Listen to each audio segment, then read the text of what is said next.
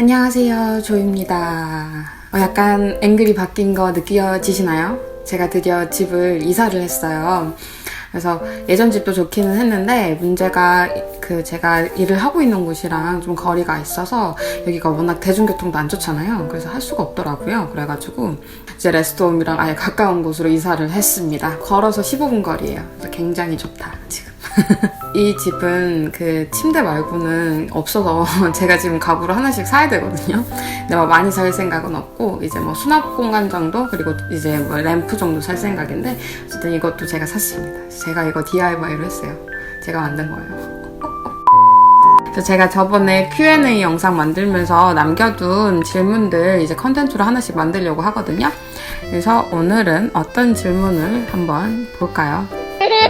레스트홈은 간호사분들이 어떤 업무를 하는지 궁금하고 또 언어적인 문제는 어떤지 좀 전반적인 내용 궁금해하셔서 오늘의 컨텐츠에는 저의 레스트홈에서의 업무입니다. 지금 제가 일을 하는 곳이 제가 이제 캣포스를 하면서 실습했던 공간이거든요. 제가 일을 하고 있는 리타이어먼트 빌리지는 레스트홈 공간이 있고 그리고 하스피털 공간이 있어요. 그래서 레스트홈은 이제 좀 연세가 지긋하신 분들, 혼자 조금 빨래 이런 기본적인 가정일이 힘드신 분들이 계시고 그리고 하스피털 레벨은 이제 그뿐만 아니라 거의 일상생활이 힘드신 분들, 이제 좀 도움이 많이 필요하신 분들이 거기에 계십니다. 그래서 저는 이제 실습을 레스트홈에서 했고요. 지금 일은 하스피털 레벨에서 하고 있어요. 어떤 업무를 많이 하는지 그것부터 말씀드리면 좋을 것 같은데 한국이랑 비슷할 거예요. 이 레스트홈이 워낙 어큐트한 환자가 있는 게 아니고 이제 연세 지긋하지만 좀 깔고 있는 게 많은 어르신분들이 계시다 보니까 우리가 완전 어큐트하게 무슨 프로시저를 할 필요는 없는데 지병이 좀 있으시다 보니까 이제 약을 많이 드신다는 거 그 정도고 우리가 하는 술기 정도는 이제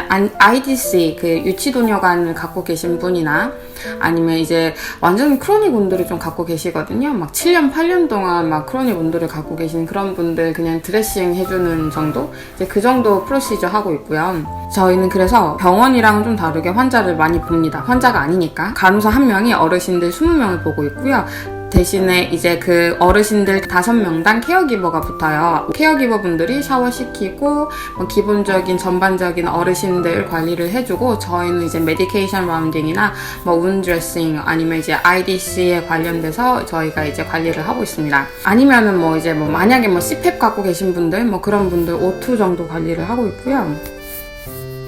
그거 말고는 그래서 얘기를 들어보면 특별한 거는 없어요. 그래서 레스트홈이라서 저희가 엄청나게 뭘 해드려야 되고 그런 건 없는데 나중에 제가 기회가 되면은 한번 한국 말고 외국은 좀 이런 비디오 영상 찍는 거에 대해서 상당히 민감하더라고요. 그래서 제가 이거를 찍을 수 있을지 모르겠지만 최대한 어떻게 노력해서 브이로그도 한번 만들어 보도록 할게요. 또 언어적인 문제 여쭤봐 주시는데 굉장히 많죠. 진짜 어르신들 말은 정말 알아듣기가 힘들어요. 특히나 또 이렇게 치매 있으신 분들은 이게 영어지만 영어가 완전 지리멸렬하게 말을 하잖아요. 그래서 원어민이라고 해도 그 어르신들이 무슨 말을 하는지 못 알아들을 확률도 있어요. 근데 워낙 레스트홈은 저희가 간호를 해준다기보다는 진짜 다른 데랑 커뮤니케이션 해야 되는 게 되게 많아요. 어르신들 뷰티 세라피스트 이런 것도 있거든요. 그래서 그런 왁싱 같은 것도 예약 잡아주고 헤어드레서도 잡아주고 그리고 이제 밖에 밴 아우팅 같은 거 나가고 싶으면 밴도 이제 예약해서 잡아주고 또 만약에 거동이 좀 불편하신 분들은 모빌리티 밴을 이용해야 되고 이런 여러 가지가 있으니까 그런 여러 가지 업체랑 이제 커뮤니케이션 해야 되는 거는 굉장히 많아요. 그런 거랑 어르신들의 이제 패밀리 멤버들이랑 이제 커뮤니케이션 해야 되고 최소 일주일에 한 번씩 위클리 업데이트라고 해가지고 그분들한테 연락을 줘야 되거든요. 이 어르신들이 어떻게 지냈다 이제 그런 걸 다 영어로 작성을 해야 되니까 처음에는 이렇게 1대1 대면이 너무 약간 부담스러워서 원래는 그냥 그 환자 보호자분들이 이제 레스트홈에 이제 놀러 왔을 때 그때 이제 업데이트를 해줘도 되거든요. 근데 처음에 너무 부담스럽기도 했고 또 누가 누군지를 모르니까 그냥 다 이메일로 보냈어요. 다 이메일로. 지금은 조금씩 이제 면대면으로 얘기를 하고 또 전화 통화도 하려고 이제 계속 노력을 하는 중입니다. 가면 아마 느끼실 거예요. 다들 영어가 비슷하구나. 거기에 있는 케어러들이나 아니면 다른 간호사들도 워낙 이제 해외 출신이시니까 여기 뉴질랜드 출신인 경우가 그렇게 많지가 않아요. 그래서 서로가 이제 서로에 대해서 기대감이 많지 않아요. 영어에 대한. 그래서 적당히 의사소통이 가능하고 이제 그 어르신의 니즈 정도를 충족할 수 있는 그 정도만 되면은 문제가 없고요.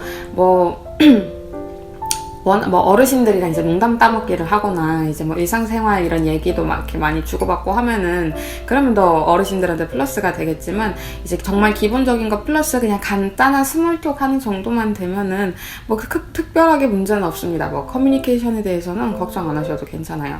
한국이랑 비교를 했을 때 안 바쁘진 않지만 그래도 이제 정시에 퇴근은 거의 할 수 있습니다. 거의 정시에 퇴근하고요. 정시 퇴근이 가능한 이유가 이게 분명히 업무가 많이 있어요. 분명히 업무가 적지 않은데 이제 좀 다른 점은 우리나라는 어떤 업무를 해야 되면은 그 듀티에 다 끝을 내야 되잖아요. 뭐 예를 들면 환자가 입원을 했다. 그러면 환자 사정이랑 모든 이제 입원 정보 관련해가지고는 그 듀티 내에 다 끝을 내야 되는 거잖아요. 그래서 제가 PRN을 할 때도 언제 한번 환자가 21명을 입원한 적이 있어가지고 그때 진짜 미치는 줄 알았었는데 그래서 퇴근을 그때 한 2시간 뒤에 했던 것 같은데 여기는 조금 다른 게 정말 우리도 그런 입원 정보지 작성을 입원하고 24시간 이내에 작성을 해야 된다라고 얘기가 있는데 그냥 그 듀티에 다 끝을 내고 집을 가야 되는 반면에 여기는 24시간 만에 끝을 내야 된다라고 하면 24시간 내에 끝을 내면 돼요. 그래서 제가 모든 것을 끝낼 필요는 없고요. 환자를 받아도 이제 어느 정도 작성을 해야 되는 서류가 있으면은 그걸 어느 정도 하고 그 다음번에 넘기면 됩니다. 그러고 나서 그 다음번도 약간 완료를 다 못했다. 그러면 그 다음번 만약에 데이에 입원을 했으면 그 다음 데이 근무 전까지만 이게 완료가 되면은 전혀 문제가 없어요. 뭐 또 뿐만 아니라 뭐 예를 들면 또 monthly로 체크를 하는 그런 게 있을 거 아니에요. 또 여기는 어르신이고 급한 환자들이 아니니까 monthly로 대부분 바이탈 사인을 잰단 말이죠. 그러면 월 초에 대부분 시작을 하잖아요. 제가 한국 병원에 있을 때는 그런 monthly로 체크를 해야 되는 거 만약에 뭐 EKG다 뭐 6개월에 한 번씩 EKG를 찍어야 된다 그러면은 그 날 당일에 EKG를 다 찍어줬어야 됐어요.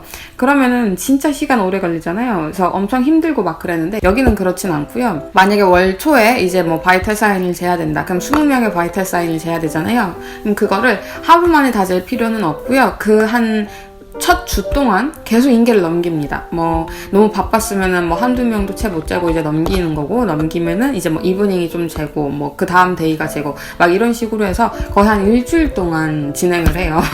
그래서 이런 거에 대한 독촉이 전혀 없어요. 그냥 작성이 되면 된다. 약간 뭐 이런 느낌이기 때문에 솔직히 생각을 해보면 이게 좀 더 합리적이긴 하죠. 뭐 먼슬리로 재야 되는 게 있다고 했을 때 그게 꼭 6월 1일 뭐 7월 1일에 끝을 낼 필요는 없잖아요. 그래서 그럼 첫 주에 모든 게 완료가 되면 되는 그런 느낌이어가지고 약간 업무에 대한 부담은 확실히 적은 편이에요. 그리고 또 약간 확실히 분위기가 인계 같은 거를 주고받을 때 일을 만약에 다 못 끝냈다 그러면은 우리는 뭐 한국은 그런 게 어디 있겠어요. 한국은 무조건 자신이 맡은 일은 다 끝내고 가야 되고 그 자신의 일을 맡은 걸 끝내는 그 오버타임 동안 일이 생기면 그것까지 다 끝내고 가서 오버타임이 막 1시간 2시간 막 이렇잖아요.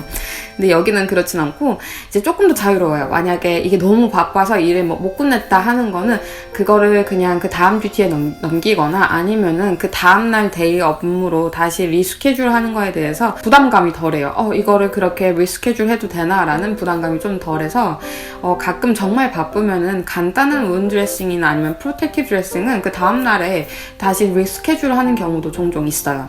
그런 거에 대해서는 좀 더 분위기가 약간 더 유연한 느낌? 그런 거에 대해서 보호자들이나 어르신들도 그렇게 막 꽂혀 있거나 너무 이렇게 빨리빨리 해야 된다 이런 느낌이 덜하고요. 아시잖아요. 뉴질랜드 우체국에서 우편시키면 뭐 이제 뭐 한 2주 걸리는 거? 택배만 한 2주 걸리고 막 이러는데 그런 뉴질랜드에서 계속 사셔서 그런지는 모르겠지만 마음의 여유가 확실히 있습니다. 뭘 그거를 바로 끝낼 필요는 없어요.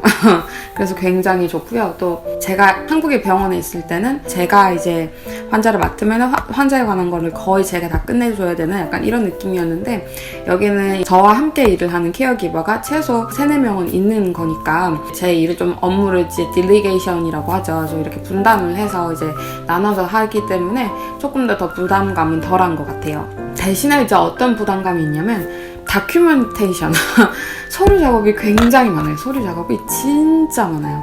뭐 우리나라는 뭐 입원 생활 정보지 막 이런 거에 대해서 정말 간단한 어큐트한 심텀에 대해서는 적혀 있잖아요.